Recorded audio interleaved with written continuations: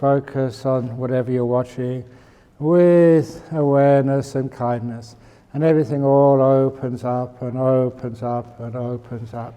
And you just sit here and all these wonderful things come to you. Just like the Buddha air, where the flight attendants bring all these wonderful things. But some of you have been sitting here, where's the flight attendant? They've brought me nothing yet. So today I was going to talk about why these things don't happen. The problems in the meditation and the difficulties people face.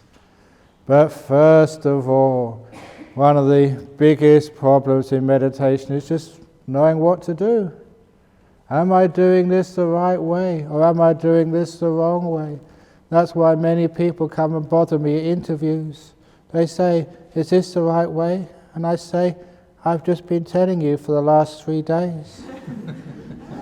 But still, we really need to sort of get it confirmed. But being a very lazy monk and just wanting lots of free time, I'm going to tell you how you can find out sort of what's going on, so you can dispel all of your doubts about what's the right path, what's the wrong path.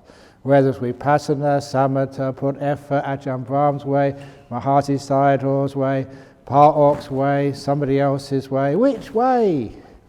Because life can be very confusing. Just like the story of the man who was lost in the desert. And he was been lost in the desert for many days. He was suffering from sunstroke, heat stroke, lack of water, dehydration, and he was crawling. He realized he'd only maybe have 1 or 2 hours left to live. That's how far gone he was, as he was crawling over the sand dunes in the middle of the desert. And in the distance, he thought he saw something coming towards him. But he thought, no, the sun plays tricks on your mind. But as the image came closer, he saw, my goodness, this is a dog sled. A sled pulled by 4 husky dogs, and somebody in furs on the back. I must be going mad. And as the dog sled came closer, he could actually hear the dogs barking. And he saw it, yes, it was an Eskimo on the back.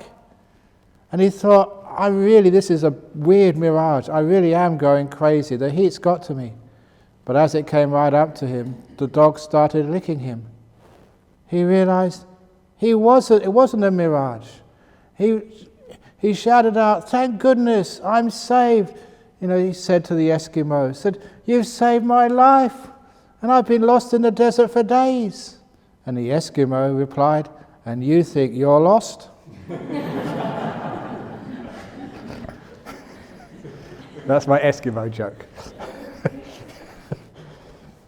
So, that's what it's like sometimes. Eskimos ending up in the desert. So how do you know whether you're meditating correctly or not? How can you overcome the doubt and get certainty, yes, you are meditating in the right direction? And I employ a story, an anecdote from my youth. When I was at college, I used to like to spend times by myself, taking a tent and going to the north of Scotland, where there was some wilderness. So you go and walk high in the mountains and put your tent by some lake called a loch and just enjoy some solitude there for days. And I remember going to one part in the north of Scotland, and I was actually staying at a hostel. And I had a nice day. It was a beautiful sunny day, and so the warden of the hostel invited me just to go for a walk up one of the mountains. So we both went up and walked to the top of the mountain and got a beautiful view up there. And then there was another mountain which was close by, and said, how about going to the second mountain? And the warden said, no, you go by yourself. You know what you're doing. And this was a warden who lived in the local area, who should have known better than let me go up the next mountain by myself. Because even though it was a very beautiful day, by the time I got, maybe within 100 meters at the top of that mountain, the clouds came down really quickly, and I was enveloped in mist. You couldn't see your hand in front of you. And I thought, well, yeah, I can just retrace my steps and find the way down the mountain. So I thought I was retracing my steps. And I really got shocked because I came to the edge of a cliff. Maybe one more step and I wouldn't be here today. I checked later on in the maps where that cliff was. There was only one vertical cliff going down hundreds of meters. And I'd been going 180 degrees in the opposite direction I thought I was going in. When you're in the mist, you have no sense of direction. You think you're going in the correct direction, but you aren't.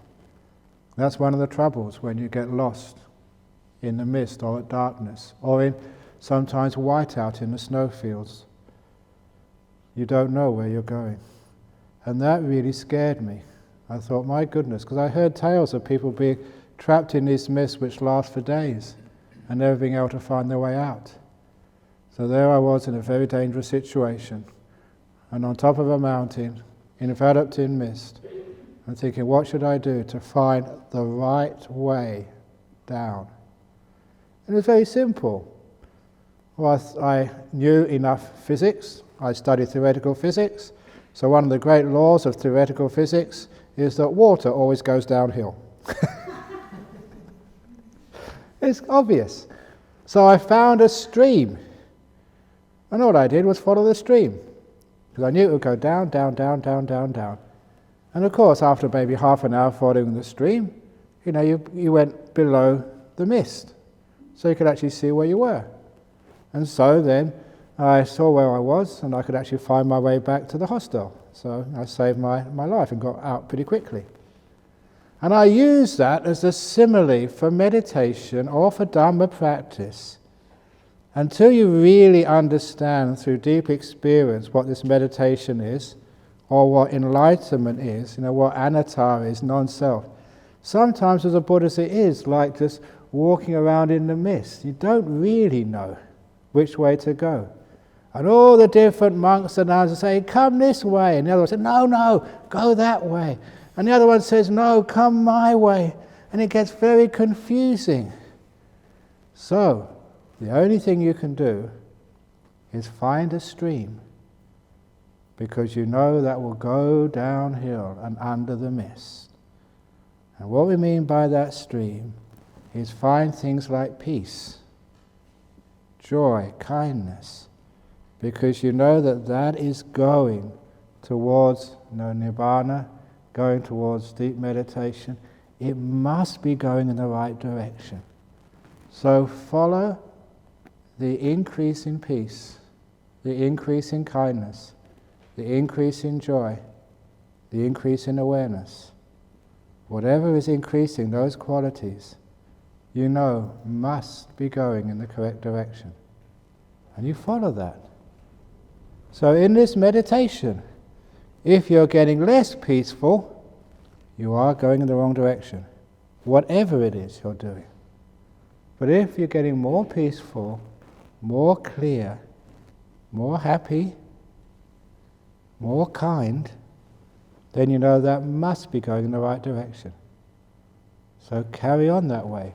And soon you'll see, the Dhamma, soon you'll see deep meditation, you'll understand, yes, this was the right way. Once you're down under the mist, it's very easy to know what the right way was. So in this, whatever you're doing when you meditate, and I don't care what you're doing, vipassana, samatha, my method, somebody else's method, or following the way of the great white ram, whatever that is, I just made that up. But whatever you're doing, as long as you're creating more peace, more kindness, more joy, more awareness, it's going in the correct direction. Carry on. So as you're sitting here, is it working? Are you getting more peace? Are you getting more tense, more tight? If you're going in the wrong direction, it's never going to lead to the deep meditations or the insights or enlightenment. Stop. Try something else. If you're getting more fed up, then it's going in the wrong direction. But if you're finding there's more peace coming into your meditation, more kindness. By more kindness means You're more able to accept all the noise from the people in your cottage. You're not so fault-finding with, the food or the mats or Ajahn Brahm's bad jokes. You're much more at ease, soft. Then it's going in the correct direction. Carry on. Now that is a very important teaching, because that will teach you how to regulate your own meditation.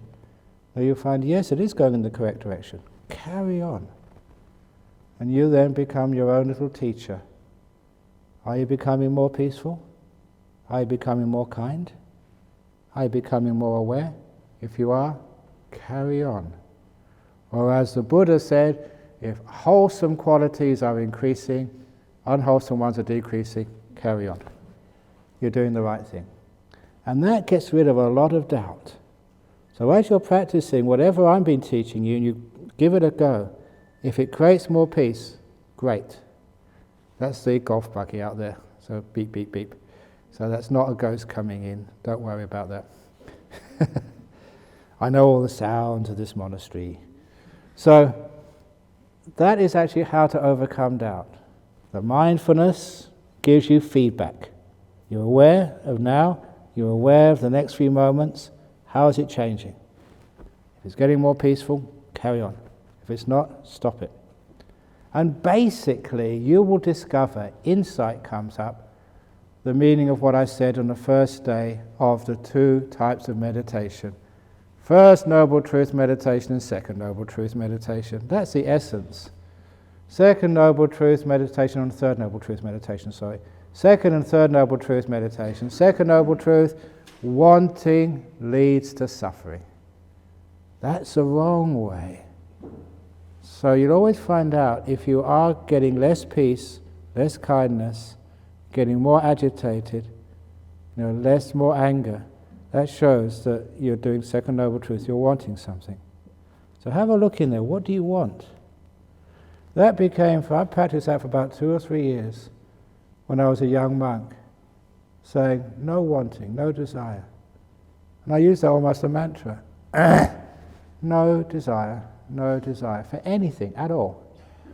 Not for meditation, not for nibbana, not for anything. So whenever I saw a desire or a want coming up in my mind, I just drop it straight away.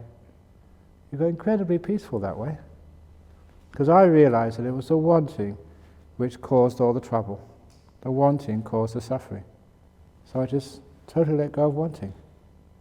And there was that time, I remember, I'd just been practicing as a monk for such a long time, and I'd helped somebody, this was in Thailand, and they came up to me afterwards and they said, thank you so much for the service you've given to me. I want to show my gratitude by giving you something back. Now you know that monks in our tradition, we don't accept any money. So you give me $100, I won't accept it. It'll go into the accounts in our monastery or Jhana grove. But there is a loophole. There always are loopholes. And the loophole is, what you can do, you can come up to me and say, Ajahn Brahm, you really helped me a lot. I want to give you something. Tell me what you want, and you give the amount, like $100. And then I can actually say, well, I want this, this, this, and this, as long as it's not more than $100, and then you go and get it for me. That was called actually the Mendika allowance. But please don't do that. Please don't do that. Because when that first happened to me, this man in Thailand, he wanted to show his gratitude. I've helped him something. So he said, is there anything you need for 100 baht? Now this is many years ago, and for a monk that was a fortune. And he was standing in front of me, and I couldn't think what I wanted. I spent such a long time just living simply, no desires, no wants. And now he asked me, what do you want? And my mind went blank, and he started getting very impatient, as you guys usually do. And I came up with an idea. I said, look, I can't think right now. I will think about this evening. You go back, come back tomorrow, and I'll give you a list of what I want. He said, good idea, okay. So that evening I went back to my hut, to write out all my wish list for 100 baht. And the first thing I noticed, I was actually writing this down on the back of a piece of paper which wrapped a mosquito coil. Didn't have any paper. It really was a poor monastery. So the first thing I wrote down was a little exercise book, like some paper to write on. And the next thing I needed, I was writing in an old pencil which you could hardly use anymore. So I said, just a cheap, like big biro pen. I wrote that down next, a little pen. And actually I was writing this with a candlelight, and that's very bad for your eyes to write with a candlelight. So I thought just one of these little oil lamps, which you see in sort of remote areas where there's no electricity. So a little oil lamp. But with the oil lamp I needed matches, because in the jungles in Thailand it's so humid, the matches, they don't last very long. They all get wet on the outside, you can't strike them. So I said a box of matches. And then talking about lights, my flashlight was really, the batteries were all gone, and the flashlight was very old, so flashlight and batteries. And then I worked out that 100 baht was not enough. And once I'd written those things down, I couldn't take any off the list. They were all really important. You needed a flashlight. There were snakes in the jungle. And talking about walking in the jungle with snakes, my thongs needed replacing, so I wrote down thongs as well. And actually talking about writing, I really needed some aerograms to send to my mother, so she'd find out where I was and how I was doing. So I wrote down aerograms, and the list got longer and longer, and I could not take anything off. Soon 1,000 baht was not enough. And then I realized what was going on. I screwed out that piece of paper, and I threw it in the spittoon, in the rubbish bin. And when that guy came the next day, I said, "Don't you ever do that to me again." I was such a happy monk before. But as soon as you had the ability to get something, however much you had was not enough. And I realized that's what desire does. Wanting. And I guarantee you, if on this retreat you get first jhana, it won't be enough. I want second jhana. I want stream reading. You get stream reading. No, I want full enlightenment. You get full enlightenment. I want the psychic powers. What is your wish list? You find that the problem is wanting. It doesn't matter what you want, it's just wanting itself is a problem. It stops you being peaceful. So stop wanting anything. And just appreciate what you already have, which is more than enough. And you'll find that that is the correct way to meditate. And you'll find when you experiment, when you want something, the peace disappears, the tightness comes back again, the anger and frustration comes up, and then you're going in the wrong direction. But as soon as you're content, I may not have got as much sleep as I needed last night, but it's good enough. Maybe my body is really sore with gut ache, headache, neck ache, all these other aches which you have. But it's good enough. My meditation may be not that peaceful, but it's good enough. Be content. And when you don't want anything, it's amazing what happens. Then all these things occur. As Ajahn Brahm used to say, one of his great similes, he said his monastery was like a mango orchard, where the mango trees had been planted by the Buddha hundreds of years ago.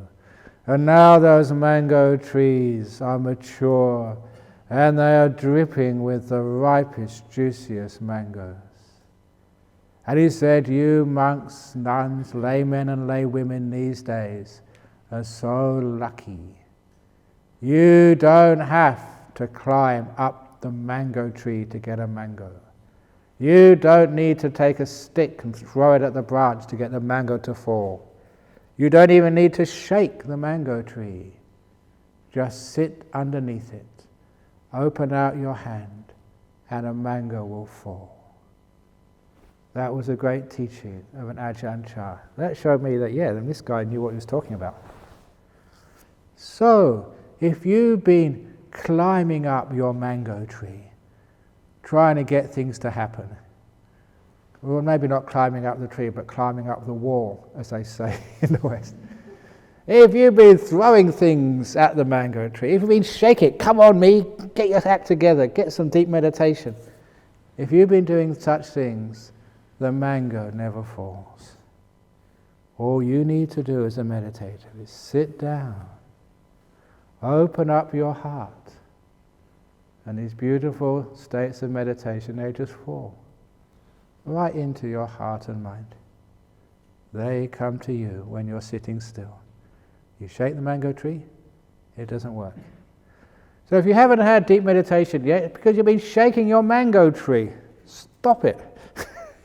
You've been climbing up, trying to make things happen. Stop it. Throwing things at people, mostly yourself. Stop it.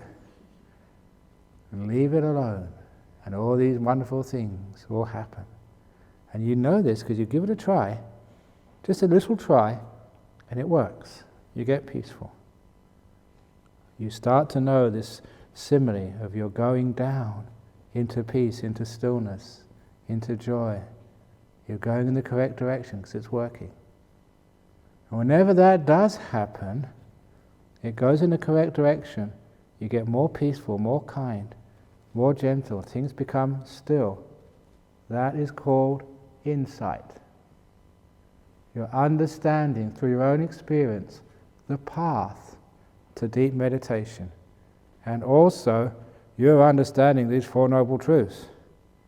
Not through thinking about them, not through learning Pali and all the different connotations of the meaning. No, you're experiencing this through your own, you're understanding this through your own experience. That is insight. This is what it means by letting go. I'm peaceful. It just means what it means by letting go of wanting and craving. Everything becomes so calm. You're understanding how to end suffering. It's only a tiny bit, but it gives you the direction. You're going downhill. Keep on going. You're going to go under that mist, see the Dhamma, and understand everything, and really appreciate what a profound path this is. And also understand why we keep on talking to you. Let go. Stop doing things. Stop trying so much. Just be happy where you are. This is good enough. Because if you don't do that, you do the third noble truth. When you agitate, you want something, it's always agitating the mind. When you agitate the mind, you just create what? More thinking. How many thoughts have you had since you were born?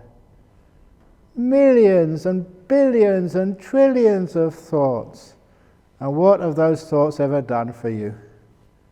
Have they ever solved the problems? After all that thinking, are you wise? That's why you come here, because you're stupid and you try and find some wisdom over here from monks who just spent the time just not thinking for years. So, stop trying to work it all out. That's what people do, you know. They go up by the stupa over there and try and think out the meaning of life. You never will find the meaning of life through thinking. Thinking always goes around. It never goes into.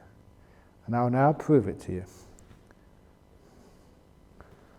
What is this? Hang on, who knows what this is? Tell me what this is. Stick. Stick, yeah, what else? Word. Yeah, thank you, Rodney. You've done this before, so thank you for getting people started. What else can you see here? What else? Give me a description of what you see here. Yeah, brown. What else? What else? Remember, all those descriptions are thoughts. They're just names. You know, stick, wood, maybe sort of 7-8 inches high, round at the bottom. It's been done on a lathe. It's used to do the gong. Is that what this really is? All those labels, what we take to be thoughts, are just descriptions. They're not really going into what this thing truly means. This is usually how we miss the truth. We're taught at school, boy, girl, mummy, daddy, tree, dog, house. Everything has a label, And we think that once we give something a label, we know what that thing is. Stick. And for many, that's all you need to do. You think you know it, it's a stick, and you've missed it. Brown, wood, it's much more than that. But the thoughts only go to the outside, superficial. Remember reading this story about this very famous scientist. And he studied under an even more famous scientist. And when he applied to be this famous scientist student, the famous scientist, I think it was in Harvard, gave him a test. So if you want to be my student, this is your test. And in the lab, he got a pickled fish out from a jar, put it on the lab bench, and said, "What do you see?" He said, "Fish." "Yeah, what else do you see?" "Keep on looking." And he said, "I'm going to come back in 2 hours.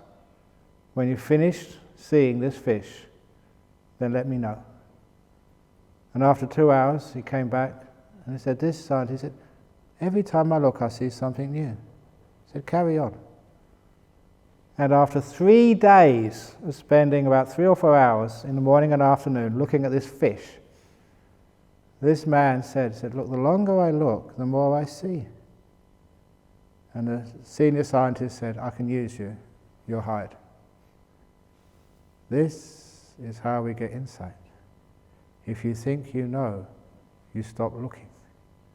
That's what thinking does. It stops you seeing things. You assume you've worked it all out. That's why you never get wise, through thinking. So in this retreat, if you've been thinking too much, it's because you've been agitating the mind. And also, it is because you've been celebrating and valuing thinking. You really have the idea that through thinking you're going to understand things and work it all out. But you do not. So in order to stop thinking so much and instead start seeing, hearing, smelling, tasting, feeling, knowing, in order to get primary sense input rather than this thinking business, please take the value away from thoughts. Because this is what your mind will do. If you have the idea that you're going to get something through thinking, you're going to work out the problems and find solutions, you'll go thinking, thinking, thinking. But if you realize that thinking is just going to drive you crazy and get you more confused than you already were when you started, if you understand that, then you'll stop thinking. Please take the value away from thinking and instead put the value back onto silence. Just to be aware is much better than to think. And after a while, with a bit of more salesmanship from me, a bit more conditioning and brainwashing, after a while you stop thinking so much and instead you start feeling, tasting, knowing, without a conversation going on in your head. In other words, the thoughts stop. And really that's one of the biggest problems for people when they start meditating. Try to stop thinking. So, I already mentioned one way of doing that. The little mantra, as you breathe in, you recite to yourself, shut. As you breathe out, up. Shut up, shut up, shut up. That's also one of the reasons why we ask people not to speak so much on this retreat. Because when you speak a lot with your mouth, you tend to reinforcing the thinking behind the speech. When your mouth is quiet, it's much easier to keep your head quiet. And if you can do that, you can also experience the silence. And all the thoughts which you cannot trust can actually stop. So thinking is one of the problems. And again, one of the reasons why we can't stop thinking also is because we don't know how to be patient. We are so impatient. 3 or 4 days have gone past. I've got nothing yet. I better get my act together soon. When I go back home and people ask me, say, darling, what did you do in the retreat? Nothing. I'm thinking all the time, worrying. And I had to pay money for that. Some of you have managed to get time off from work. It's really hard to get time off, and they ask, where did you go for your holidays? I just went to a retreat where I had to, only 2 meals a day, had to sit all day. No TV, nothing. God, you must be stupid. So, a lot of times, people really want to experience something in this meditation. And one of the reasons why the meditation doesn't work is because you don't know what patience is. There are 2 types of patience. The first type of patience is waiting for something to happen. I call that waiting in the future. You're sitting here and saying, no, I'm doing exactly what Ajahn Brahm said. I'm letting go. Nothing is happening. That is because you're not doing what I've been teaching you. You have been waiting in the future, waiting for something to come. That's the wrong type of patience. Real patience is waiting in the present moment. No future. What are you experiencing right now? And just like a waiter at a restaurant, you're waiting on the customer right now, fully aware of whether they finished the first course, or whether they're still talking, whether it's the time to come up and offer them the next thing. You're waiting in the moment, not waiting in the future. So any time you expect something to happen, you've lost your patience. Wait on this moment, and then time will have no meaning for you anymore. When time has no meaning, there is no next. And so if ever in your meditation the thought comes up, what should I do next? An alarm bell should ring, a red flag should come up. You have lost the plot. It's not about next. It's only about now, now, now, and only now. There is no next. All you have is this right now. And your job is to be at peace with it, to be content. And then you find there are no problems in the meditation. As far as your body is concerned, some of your bodies are all getting old, some more than others, but as soon as you're born you start getting old. And so there'll always be aches and pains in your body, which is why that we sit down and then we walk, and then maybe lying down meditation is fine as well. You change your posture. So don't think that, oh, I'm hurting. I'm going to be tough. I'm not no namby-pamby cream puff meditator. I'm here to become enlightened and nothing is going to stand in my way. I'm going to sit here. Even though my blood dries up and my bones turn to dust, I'm not going to move until I become at least first jhana. Many people like that end up in hospital. And I say that because one of my friends, I was a monk together, the same reigns, he tried that. He decided to sit down. He had awful pain in his knees. He's going to just conquer that. He's going to stay there and not move. So he had to have a double knee reconstruction. The poor monk. It's totally stupid. So look, what should you do? You should not fight. You should be kind to your body. To be kind to the body means, yeah, you can maybe you've got an itch, don't scratch straight away. But maybe just see what happens. If it goes away, fine. If it doesn't go away, just give it a quick scratch. It's done, finished. If the legs ache, just move them. Only takes a few seconds. You don't really destroy your meditation too much. You go back a little bit, and then when you're comfortable again, you carry on, you soon get back to where you started. It's such common sense. Sit on a chair, lean back, use cushions, whatever you need. Do it out of kindness to your body. And there are some times when you are sitting meditation, sometimes strange things happen to your body. Such as you lean to the left, or you lean to the right, or you lean forward. That is why we have these chairs with armrests. So if you do lean over, it's less likely to fall.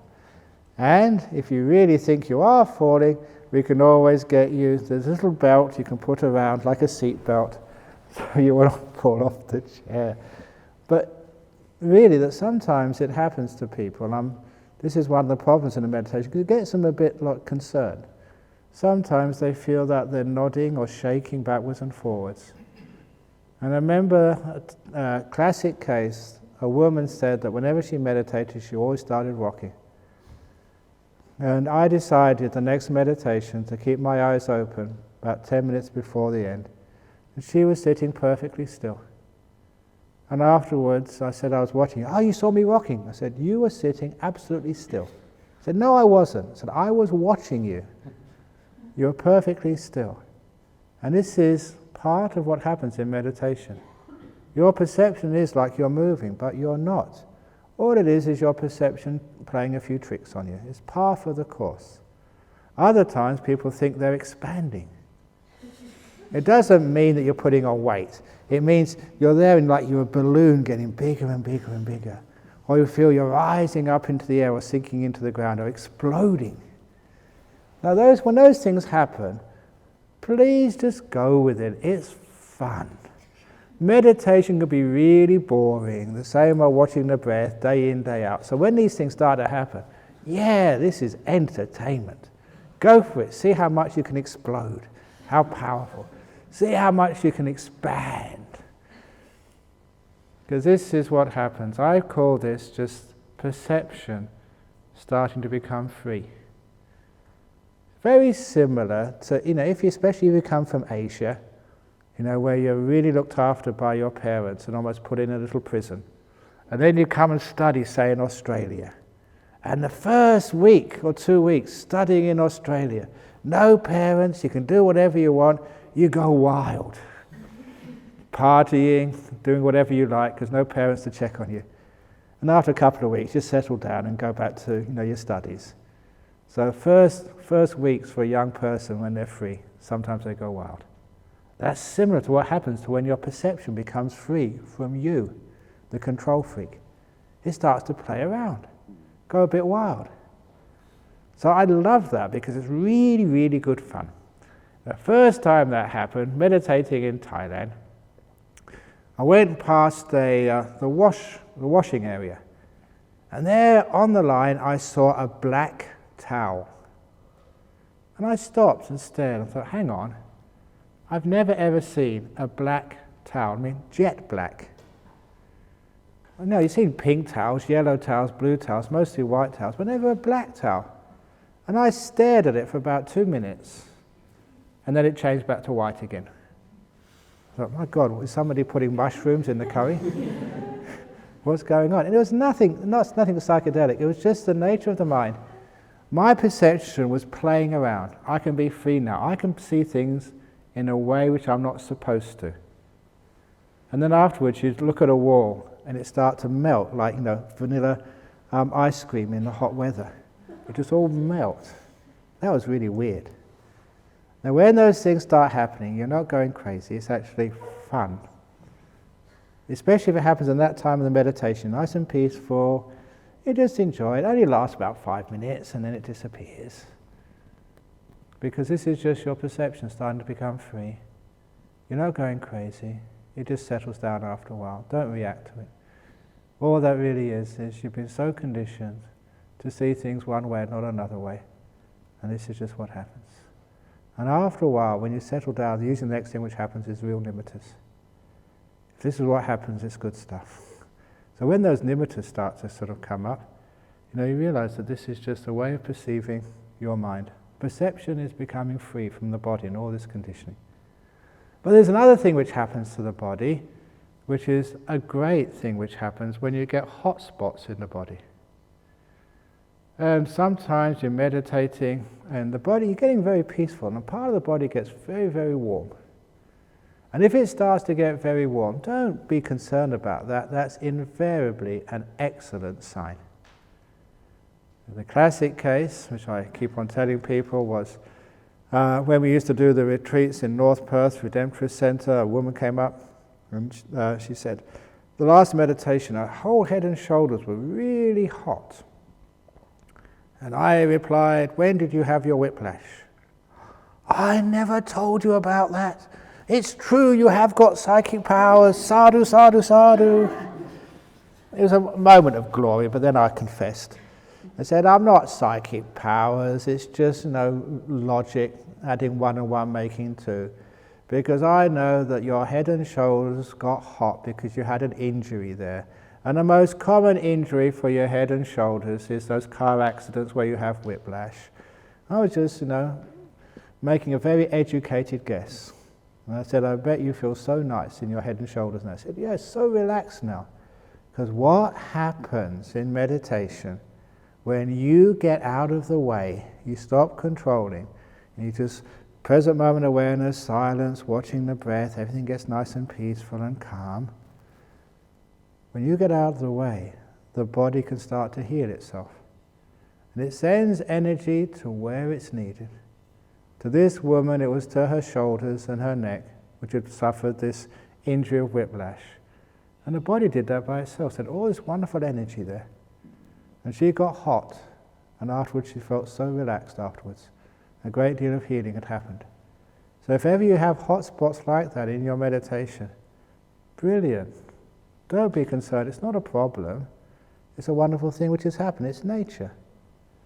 Or even, there was this one woman who, when she was meditating, she was twisted all around. And now I can't demonstrate that, otherwise I would totally wreck my body. And it was such an extreme twisting that I was very, very concerned for her. So afterwards I took her aside and said, excuse me, but this is the way you were sitting meditation. You were really twisted. She said, was I? I said, yes, you were. How do you feel? I feel great. Whatever it was, she was sick. Sometimes, actually she did have a car accident. She was quite badly injured in the car accident. Somehow or other the body said, I need to twist this way and that way to get the energy channels running again. So after the experiences like that, I always trust my body, and I trust your body too. In meditation, when you get peaceful, whatever your body wants to do, jerk or whatever, let it. It's not a problem. It's a release of energy. Something is happening. Well done. It's a great thing to do. Tiredness. Sometimes when you're meditating, you fall asleep. The best antidote to sloth and torpor is called the pillow. Take a break, for goodness sake. Because that is a hindrance to meditation, when you start yawning or you get tired. And it's nature. You poor things, sometimes you work so hard in this world, and now you've got an opportunity to take a break. Take a break. Even when you've been meditating a lot and you've been sleeping a lot, it's this time of the retreat, you've been resting so much already, don't think, oh, I've done all my sleeping, I can't sleep again. Very, very often, when people come to their interviews and they say that, no, my meditation's not working today, I'm having a terrible day. My antidote to that, which has 100% success, I say, go to bed. Lie down, don't set the alarm, just go and have a nap. Whatever time you get up, you get up. I can't do that, I've been sleeping enough today. Do it. And then after you've had a nap, have a shower, maybe a cup of tea or orange juice, whatever and then meditate. And they always come after, that was the best meditation I've ever had. It always works. You know why? Because you need to relax. You're tired. You look after your body and mind, and the body and mind looks after you. You're kind to it, and it's kind back. Simple karma. So if you're tired, number one, Just go and take a nap. Number 2, sometimes it's really not tiredness, because if you go back to your bed and you can't go to sleep, it means you're not tired. It's amazing sometimes. People are in here and they can't stay awake, they're always nodding. And they go back to the room and lay down, they can't go to sleep. There's something going wrong there. So if that's your problem, you're tired, it's not really physical tired, it's like boredom. That means you need to put a bit more variety into your meditation. Don't always do the same thing and make life boring. Be like a robot, always doing exactly the same thing. So in order to do that, I give the brushing the teeth meditation. Because we're all creatures of habit, and that gives us sloth and torpor, just boredom basically. I ask you, when you first get up in the morning and you brush your teeth, to notice which part of the mouth do you begin with? Are you always starting in the top left-hand corner or the bottom right-hand corner? Where do you start when you brush your teeth? First of all, notice where you usually start. And the next time you brush your teeth, start somewhere else. Every time you brush your teeth, start at a different place in your mouth, thereby breaking old habits that I usually say, living on the wild side, doing things differently. And if you start that with just little habits, like brushing your teeth, the way you eat, try and eat the opposite way around next time. Eat the sweet first and then the rice, or whatever else you do. Do things differently. Don't always sit in the same place. Always do the same thing. Always sit the same direction. Don't be a creature of routine who always says the same thing. Don't always tell the same jokes. Oops. And then you become alive. And when you become alive, sloth and torpor doesn't even come into the picture. You've got energy. It's also the case that whatever you're doing, if it's brushing the teeth, be there. Be mindful. Put energy into it. That was that story of Ajahn Chah, or actually this man from Sydney who came to see me, and he said he went to see Ajahn Chah once when he was famous, but he couldn't get close to the great monk. He was surrounded by so many people. And he'd gone all the way from Sydney to Ubon in the northeast of Thailand, just to see this monk and ask him his questions. That's all he went there for. And after a couple of hours waiting, he realized his whole trip had been wasted. He would not get close enough to ask the questions. So he gave up. And as he was walking away, he saw the monks were sweeping around the monastery grounds. It was another half an hour before his taxi would come, so he got a broom and started sweeping as well. Might as well make some good karma. He's not going to see the great teacher. So he was sweeping the grounds, and then he felt a hand on his shoulder. He turned around and saw that was Ajahn Chah. Ajahn Chah had noticed this man had come such a long distance. He couldn't spend a lot of time answering all his questions, so he just gave him a very, very quick Dharma teaching. And this man from Sydney said that was the best piece of advice he'd ever got in his whole life. It had caused him to become a wealthy man, a very good sort of family man, had a great relationship with his wife and kids, and his spiritual practice was also really, really good. And the advice was, when you're going to sweep, give it everything you've got. In other words, even doing the menial tasks, put your full awareness, full energy into doing it. Make sweeping, give it everything you've got. When you're washing the dishes, give it everything you've got. When you go into the toilet, full mindfulness, give it everything you've got. When you're resting, give resting everything you've got. Do it properly. It's not meditation time. It's not worry time. It's actually resting time. When it's time to give donations, give it everything you've got. I tried that on our Consider Day. It didn't work. Whatever you do, give it everything you've got. But you get the idea here. A lot of times, one of the reasons we get bored is because we don't give things full attention, full effort, full life. Which means after a while we just we create tiredness. It's not natural. After a while, whatever you do, when you give everything you've got, the whole of life becomes full of energy. You literally generate and create energy in your meditation.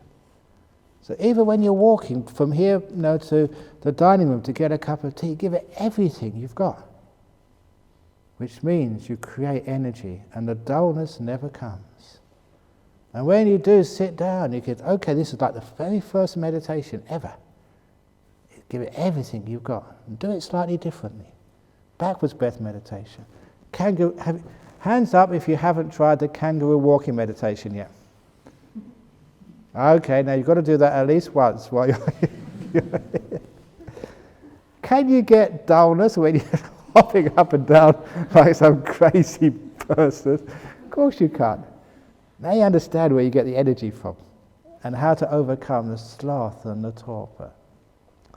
However, there are sometimes in this meditation retreat you get what they call the attack of all the hindrances. Someone came to me once and said that. They had every defilement all at once attacking them. Even I said, oh, come on, you can't have restlessness and sleepiness. I said, yeah, I can. I do. Everything. And so, the answer to that's where I developed what I call the Nalagiri strategy. Because Nalagiri was a story in the time of the Buddha of this guy who fed alcohol to an elephant. Made him totally crazy and drunk and let the elephant loose on the narrow street where the Buddha was coming on alms round. And so there you had this huge elephant, totally out of his head with alcohol, charging down the road. And the very calm and peaceful Buddha come in the opposite direction. If ever you've seen that movie, High Noon, this was high noon in Rajagaha, between the mad elephant and the peaceful Buddha. And all the people were running away and shouting at the Buddha, get out of the way, there's an elephant coming, get out, quick, save your life. And all the monks jumped over the walls, climbed up trees. So much for holy monks. All except the Buddha's chief attendant, Ananda. And if ever you read the teachings or the story of the Buddha, you find Ananda, he just loved the Buddha. And even when the Buddha was about to die, Ananda, even though he was a stream, when he burst out crying because he loved the Buddha so much, he was so attached to him. So Ananda, this was his moment of glory. He stood in front of the Buddha. Let the elephant kill me. I will protect my master. And that was a wonderful, heroic thing to do. Sometimes I ask my disciples, would you do that for me? No way. He stood in front. He had his moment of glory, and then the Buddha, get aside, Ananda, I can handle this. It's very nice, but not needed. So there was no one between the Buddha and this elephant. The elephant charging, and the Buddha just standing there peaceful. What would happen next? And the Buddha did have psychic powers. There are such things as magic powers. So the Buddha could have very, very easily just grabbed the elephant by the trunk, twirled him 3 times around his head, and thrown him over the Ganges River 300 miles away. That'd be easy for the Buddha to do. But would the Buddha do that? That is violence. That's not what we do to defilements. What the Buddha did, he said something like, Nalagiri, the door of my heart is open to you, no matter what you ever do. You can pick me up with your trunk and smash me against a tree. You can trample me under your feet. You can kill me, destroy me, but I'd always love you and care for you. Nalagiri, the door of my heart is open to you, no matter what you ever do. Never underestimate the power of such compassion, which is unconditional. In a few seconds, Nalagiri was just standing meekly before the Buddha, bowing his head, and the Buddha just stroking his trunk. There, Naragiri. There, it's all right. Now that was the story. And that's the story of what you should do when you think you're going crazy, when you have all these defilements coming up. Just say to yourself, me, the door of my heart is open to me. Even if I go so mad and crazy, they're going to put me in an institution for the rest of my life. Never mind. And stroke your nose. There, it's all right. Calm down. It is the kindness, the gentleness, the awareness which stops all of this stuff. The attack of all the hindrances. When you fight, you give it energy. When you let go and be kind, it becomes peaceful. And you can see that happening, just like that story of the misty mountain. You can see you're going in the right direction. Never underestimate the power of kindness. At all stages of the meditation, even if you're just watching this beautiful nimitta, what should you do? Nimitta, the door of my heart's open to you. You can come, you can go, you can disappear. Whatever you do, I love you. And then the nimitta will come along. Ah, she loves me. And will stay right in front of you.